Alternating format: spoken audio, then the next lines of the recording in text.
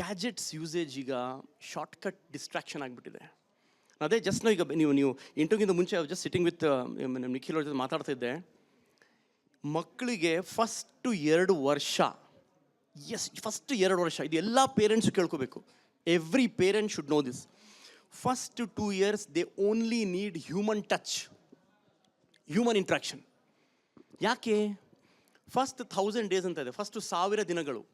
ಇದು ಎಷ್ಟು profound important ಅಂದರೆ ವೆಸ್ಟರ್ನರ್ಸ್ ಎಲ್ಲ ಗೊತ್ತು, ನಮ್ಮ ಇಂಡಿಯಾದಲ್ಲಿ ಇನ್ನೂ ಅದ್ರ ಬಗ್ಗೆ ಇಂಪಾರ್ಟೆನ್ಸ್ ಕೊಡ್ತಾ ಇಲ್ಲ.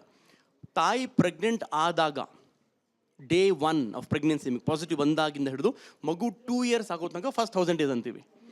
ಬ್ರೈನ್ ಎಷ್ಟು ರ್ಯಾಪಿಡ್ ಡೆವಲಪ್ ಆಗ್ತಾ ಇದೆ ಅಂದರೆ ಪರ್ ಸೆಕೆಂಡಿಗೆ 700ರಿಂದ 800 new connections, synapses in the brain.